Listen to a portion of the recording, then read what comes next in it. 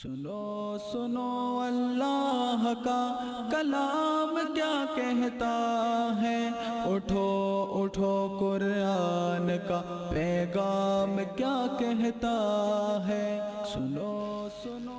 سورہ فجر پہلے بھی 2 نشستوں میں بتلا چکا، یہ مکی ہے، اس میں 1 رکوع 30 آیتیں اور 139 کلمے اور 597 حروف ہے، یہ آپ اسکرین پر ملاحظہ کر رہے ہیں۔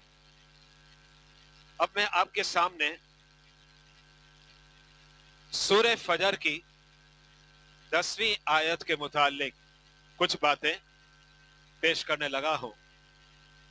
خالق کائنات نے 10ویں آیت کے اندر ارشاد فرمایا وَفِرْعَوْنَ ذِی الْأَوْتَادِ، اس کا لفظی ترجمہ واو کا معنی ہے اور، فرعون فرعون کے ساتھ، ذی کا معنی آتا ہے والا، اوتاد میکھو یعنی کیلو کو کہا جاتا ہے۔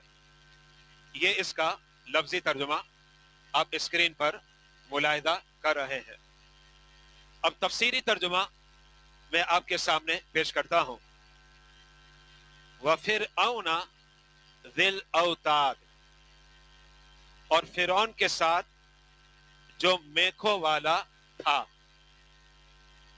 اس آیت کریمہ میں میں پہلے 2 لفظوں کو واضح کرنا چاہتا ہوں، پھر آگے بڑھوں گا۔ سب سے پہلا لفظ ہے فرعون، ہر ایک نے سنا ہے فرعون کا نام، لیکن ایک بات ذہن میں رکھیے گا، فرعون نام نہیں ہے۔ جیسے مثال کے طور پر میرا نام وسیم ہے، آپ میں سے کسی کا نام عبد القادر ہوگا، کسی کا کوئی اور نام ہوگا۔ یہ فرعون نام نہیں ہے، بلکہ فرعون یہ لقب ہے۔ نام کیا ہے میں آپ کے سامنے ابھی پیش کروں گا۔ پہلے زمانے میں ایسا ہوتا تھا کہ چند بڑے بڑے ممالک تھے، جو ان کے بادشاہ ہوتے وہ مختلف القاب سے معروف اور فیمس ہوتے تھے۔ جیسے مثال کے طور پر حبشہ کا کوئی بھی بادشاہ ہو، اب حبشہ کے بادشاہ آتے گئے جاتے رہے، ایک آیا چلا گیا، پھر دوسرا آ گیا، پھر تیسرا آیا، پھر چوتھا آیا۔ اب حبشہ کا جو بھی بادشاہ ہوگا، نام کچھ بھی ہو، لیکن اس کو کہا جاتا نجاشی۔ آپ نے نجاشی سنا ہوگا، جبکہ ظاہر بات ہے نجاشی نام نہیں ہے، نجاشی یہ لقب ہے۔ حبشہ کا جو بھی کنگ بنے گا، بادشاہ بنے گا، اس کو وہاں نجاشی کہا جاتا تھا۔ حبشہ یہ پرانا نام ہے، حدیث بارکہ میں حبشہ کا تذکرہ بڑا ملتا ہے، کیونکہ وہاں کا جو بادشاہ تھا نجاشی، اس کے بارے میں بخاری کے اندر حدیث ہے کہ اس کا انتقال ہوا تھا حبشہ میں، لیکن میرے آقا علیہ الصلوۃ والسلام نے مدینہ طیبہ میں آپ نے اطلاع فرمائی حبشہ کا انتقال ہو گیا، جبکہ ابھی تک حبشہ سے خبر پہنچی نہیں تھی، لیکن آپ نے پہلے بتا دی حبشہ کا انتقال ہو گیا۔ صحابہ کو ارشاد فرمائے جمع ہو جاؤ، ہم ان کی نماز جنازہ ادا کرتے ہیں۔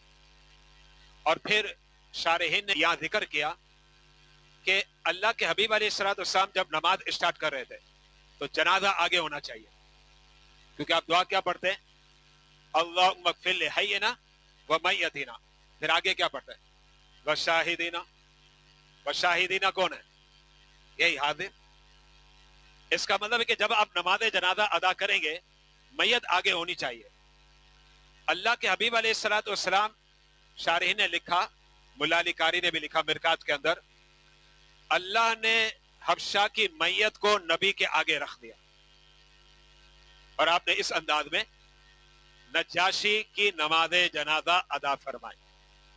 اب یہ جو حبشہ بار بار کہہ رہا ہوں، چونکہ دور کے اعتبار سے نام بھی چینج ہو جاتے ہیں، اب اس کا نام ہے ایتھوپیا، یہ افریقہ کا ملک ہے۔ ब्लैक स्किन वालों का, एथोपिया। मेरे एक जानने वाले हैं, काफी मेरे करीबी हैं, इन्हें नजाशी बादशाह से बड़ा लगाव है, क्योंकि ये इंसान का एक मिजाज है कि किसी साहिब मदार से ज्यादा लगाव हो जाता है और वो वहां ज्यादा हाजिरियां देता है। तो मेरे एक दोस्त हैं, वो मुझे बताते हैं, अब अल्लाह बेहतर जाने, उनकी सुनी सुनाई बात पेश कर रहा हूं। वो ये कहते हैं कि हबशा का जो बादशाह है, मैंने एक मर्तबा नहीं कई मर्तबा हाजिरी दी है उसकी मदार पर, का जब भी उसकी मदार पर हाजिरी दी, फकत वहां खुशबू नहीं आती, बल्कि उसके इर्द गिर्द के इलाके में भी वहां की खुशबू आ रही होती। ये वो बादशाह है जिसकी नबी अलैहिस्सलाम ने इंतकाल हुआ हबशा में और नमाज जनाजा पढ़ाई अल्लाह के हबीब अलैहिस्सलाम ने मदीना तैयबा में। अच्छा, अब आ जाएं रूम। ये भी उस जमाने में एक बहुत बड़ी ताकत थी।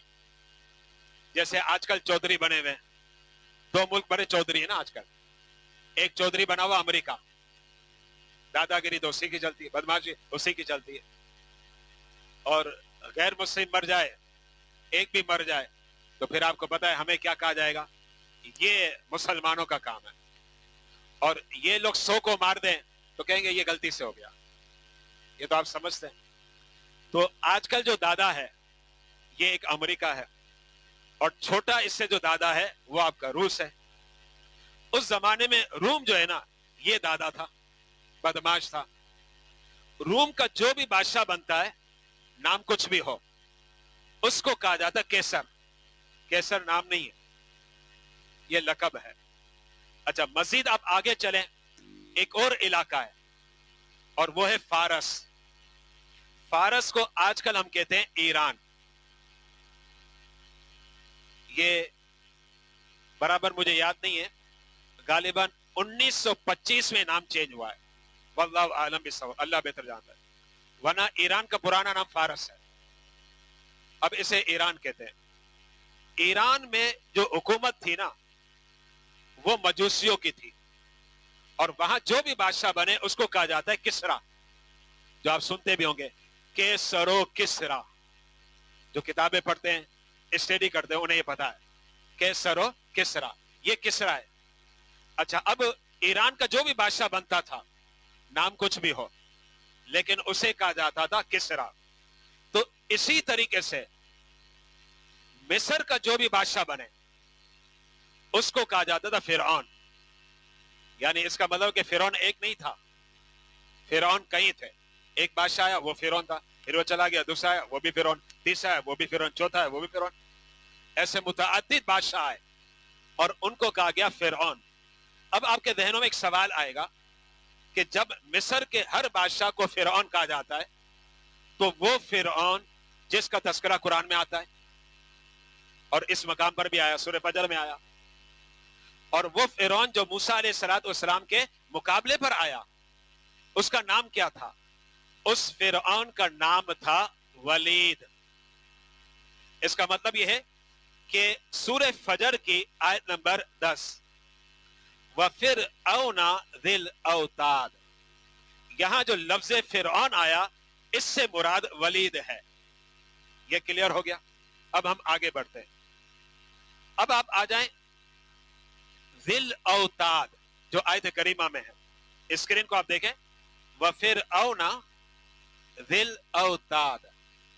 इसमें जो ज़िल औताद है, इसका माना है मेखो वाला। मेखो वाला का मतलब क्या है? मेख कहते कील को, जैसे हम दीवार पर कील लगाते हैं हथौड़े से, या फिर हम जो है किसी अलमारी में कील लगाते हैं। कील को अरबी में कहा जाता है वतद, और इसकी जमा है औताद, जो कुरान में यहां जिक्र हुई, ज़िल औताद। फिरऔन जो है ना, इसका तारुफ कुरान ने किस अंदाज में किया? ज़िल औताद से किया है फिरऔन का तारुफ। ये कुरानी तारुफ बता रहा हूं। यानी अल्लाह बताता है फिरौन कौन? वो जो कीलों वाला है। फिरऔन कौन? जो ज़िल औताद है। ये अंदाज कुरान ने इस्तेमाल किया। इसकी वजह क्या है? कि अल्लाह 3 कौमों का तस्करा कर रहा था। एक कौम आद, एक कौम समूद। इन दोनों अकवाम के मुताल्लिक गुज़िश्ता इतवार को आपने दर्स सुना। अब जो आयत हमने, आयत नंबर 10 है, इसमें फिरौन का तस्करा आया। जब उन दो अकवाम का जिक्र आया तो अब देखें आप स्क्रीन पर, इन दोनों कौमों का तारुफ अल्लाह किस अंदाज में करता है? अलम तरा कैफ फअल रब्बुका बिआद इरम ज़ातिल इमाद। कौम आद के बारे में, बड़े बड़े सुतून वाले, अल्लती लम युखलक मिस्लुहा फिल बिलाद, इनकी मिसाल शहरों में है ही नहीं, अल्लाह ने पैदा ही नहीं किया। ये कौम आद का तस्करा। अब इसके बाद कौम समूद का तस्करा, व समूद अल्लज़ीना जाबु सखरा बिल वाद, और समूद जिन्होंने काटा चट्टानों को वादी कुरा के अंदर। अब कौम आद का तस्करा आया, अल्लाह रब्बुल इज्जत ने बाकायदा तारुफ किया ज़ातिल इमाद से, और कौम समूद का तस्करा आया तो खालिक कायनात ने उसका तारुफ पेश किया जाबु सखरा से। तो वो जो रब्त चल रहा था कि जब कौम का तस्करा करता है अल्लाह उसका तारुफ भी पेश कर रहा है, तो फिरौन का जब तस्करा चला तो उसका भी तारुफ किया कि वो दिल औताद है, यानी कील वाला, मेखो वाला। अच्छा, अब ये क्यों कहा जाता, मैं इसकी वजह बता रहा हूं। फिरौन क्या करता था पता आपको? अगर कोई शख्स उसकी इताअत ना करे, फरमाबरदारी ना करे, अपने सिपाही को तो इसको गिरफ्तार करो, इसको सजा देंगे। सजा किस बात की? मुझे नहीं मानता, क्योंकि फिरौन ने दावा किया ना मैं खुदा हूं, मुझे खुदा माने, बस मेरी बादशाहत है, किसी और की बादशाहत नहीं चलेगी।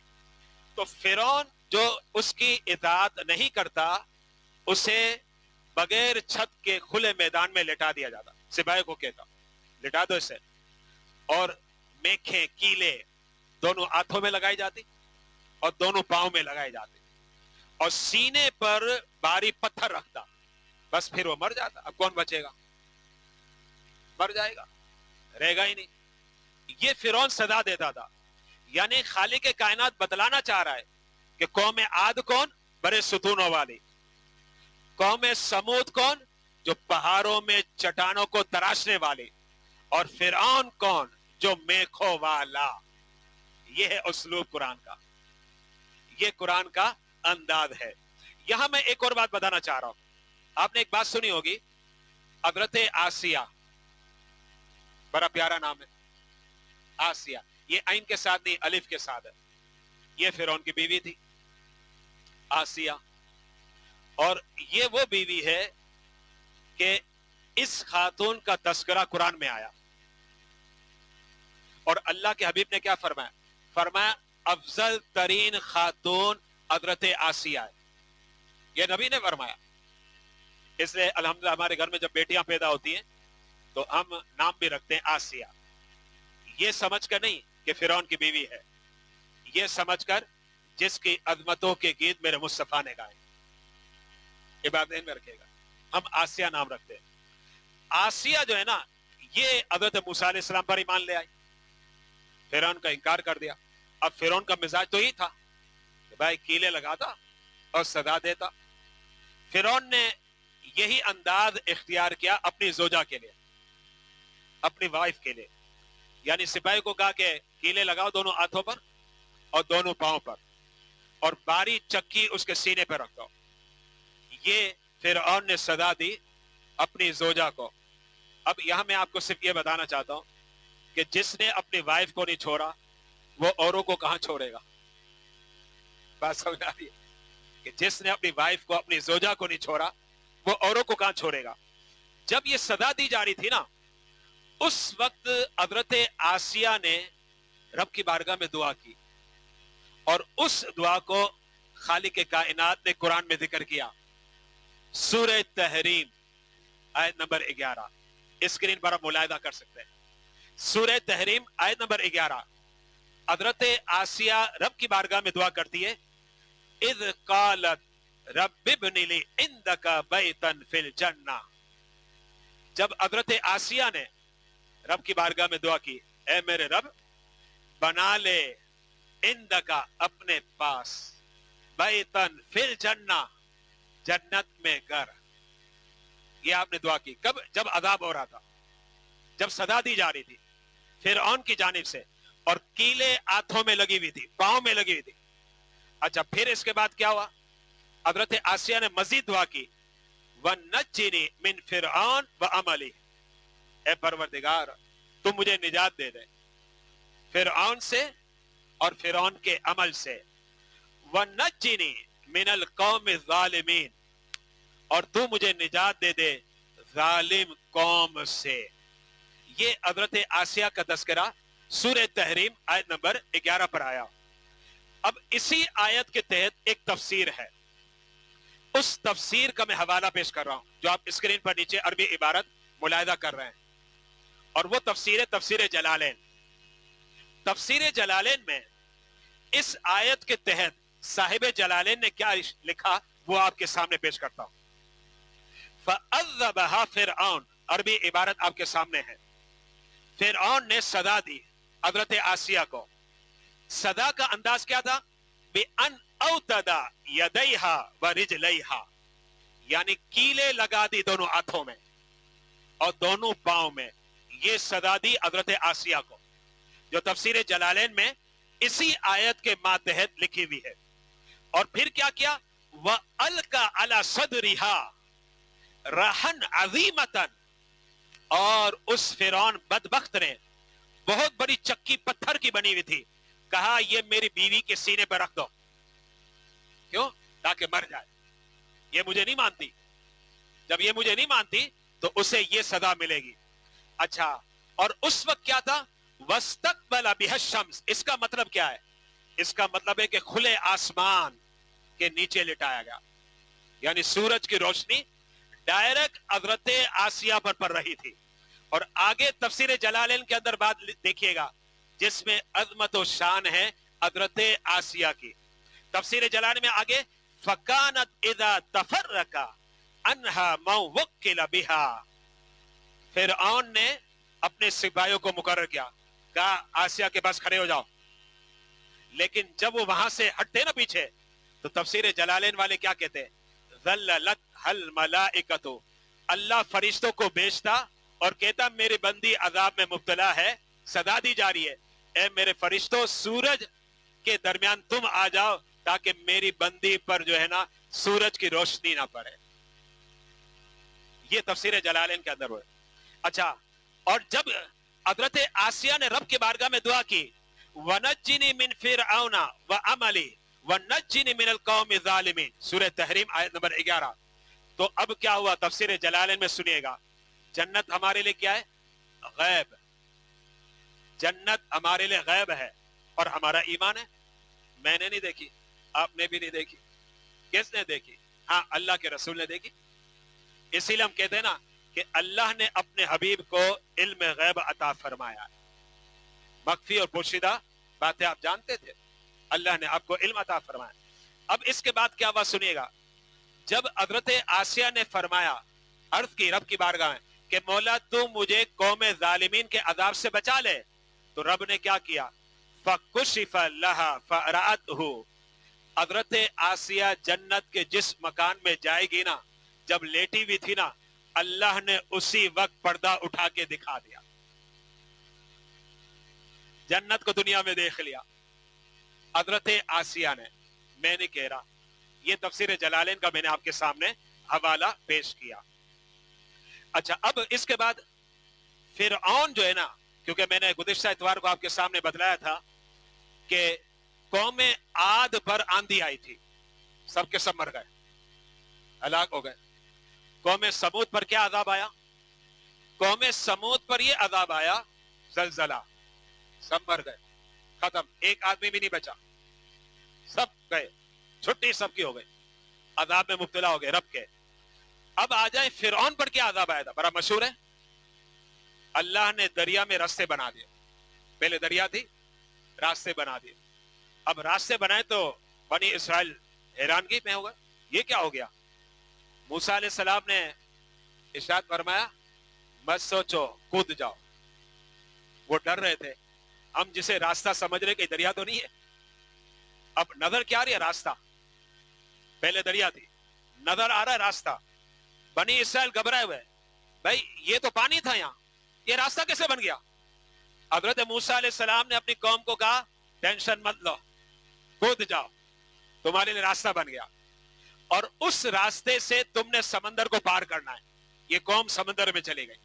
जब समंदर में कौम गई तो फिरौन का लश्कर, मैंने तफसीर में पढ़ा, तकरीबन 16 लाख का लश्कर था। 16 लाख, सारे यही थे, यानी ये गए तो सब खत्म, छुट्टी, एक भी नहीं बचेगा। अब ये सारे के सारे जो है ना, ये भी समझ लगे कि ये रास्ता है, जबकि दर हकीकत ये रास्ता नहीं था। जैसे ही अंदर में कूदे, अभी भी रास्ता बना हुआ है।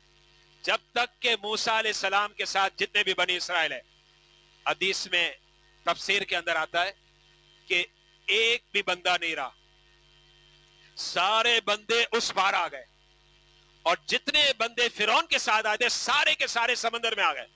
अब अल्लाह ने समंदर को हुक्म दिया कि भाई फिर ठाटे मारता समंदर बन जा, रास्ते खत्म, ये डूब गए, मर गए। इस कौम को भी अल्लाह ने तबाह कर दिया। कौम आद को तबाह किया, कौम समूद को तबाह कर दिया, और फिरऔन को भी तबाह कर दिया। इसका तस्करा कुरान में आता है। अब देखें स्क्रीन पर इसका तस्करा आएगा। व अंजैना मूसा व मन मअहु अजमईन, ये सूरह शुअरा आयत नंबर 65 है। और हमने मूसा अलैहि सलाम और आपके साथ जितने भी लोग थे ना बनी इसराइल के, एक भी नहीं बचा, सबके सबको निजात दे दी, सबको बचा लिया। और आयत नंबर 66 में क्या है? सुम्मा अगरकनल आखरीन, जब ये फिरौन और फिरौनी अंदर में घुसे ना, रब कहता है हमने इन सबको गर्क कर दिया, इनमें भी एक नहीं बचा, वो निजात में ना बचा, ये अजाब में ना बचा। ये अल्लाह रब्बुल इज्जत ने जिक्र किया। अच्छा, अब हम आगे सूरह फजर की आयत नंबर 11, 12, 13 और 14, अब मैं वो आपके सामने पेश करता हूं।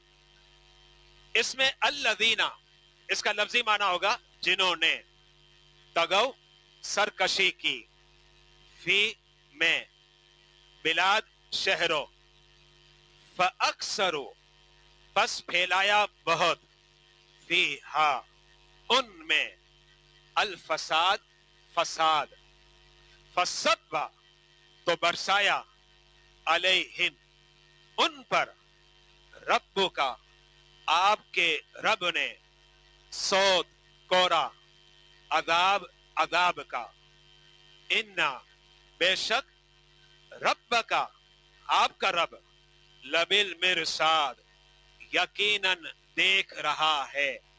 अब तफसीरी तर्जुमा मैं आपके सामने पेश करता हूं। अल्लज़ीना तगौ फिल बिलाद, ये तीनों कौमों का तस्करा है, कौम आद, कौम समूद और फिरऔनी, इन तीनों के बारे में कुरान कहता है। अल्लज़ीना तगौ फिल बिलाद, जिन्होंने शहरों में सरकशी की, फअक्सरु फीहल फसाद, बस फैलाया बहुत उनमें फसाद, फसब्बा अलैहिम रब्बुका सौत अदाब, तो आपके रब ने उन पर अदाब का कोरा बरसाया, अदाब का कोरा बरसाया। इन्ना रब्बका लबिल मिरसाद, बेशक आपका रब यकीनन देख रहा है। यानी तीनों कौमें तबाह कर दी, एक पर आंधी दी, एक पर जलजला आया, और एक को समंदर के अंदर गर्क कर दिया। यहां मैंने तफसीर में एक हदीस मुबारका मैंने पढ़ी, तो मैंने सोचा कि आपके सामने वो हदीस पेश करूं। हदीस बड़े जामे अल्फाज हैं, उस हदीस को आप स्क्रीन पर मुलाहिदा कर सकते हैं।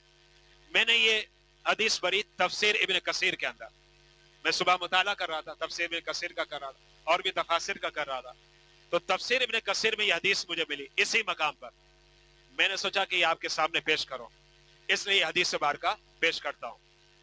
हजरत सैयदना मुआज बिन जबल से रिवायत है, रसूलुल्लाह सल्लल्लाहु अलैहि वसल्लम ने इरशाद फरमाया, बड़ी अहम हदीस, इसलिए कि मोमिन का किरदार बताया जा रहा है। मोमिन किसको कहते हैं, मोमिन कैसा होता है, मोमिन की शान क्या है। मोमिन का किरदार कौम आद की तरह नहीं होता, मोमिन का किरदार कौम समूद की तरह नहीं होता, मोमिन का किरदार फिरऔनियों की तरह नहीं होता। अल्लाह के हबीब ने क्या इरशाद फरमाया, सुनिएगा। ए मुआद, मोमिन हक का कैदी है, मोमिन हक का कैदी है, यानी वो जकड़ा हुआ है किस में? हक में, बातिल की तरफ नहीं जाता। बेशक मोमिन का दिल मुस्तरीब और परेशान है, उसके पीछे पुल सिरात होगा। ए मुआद, बेशक मोमिन को कुरान हकीम ने बहुत सी शहवात और उनमें मुस्तगरक होने से रोक दिया है।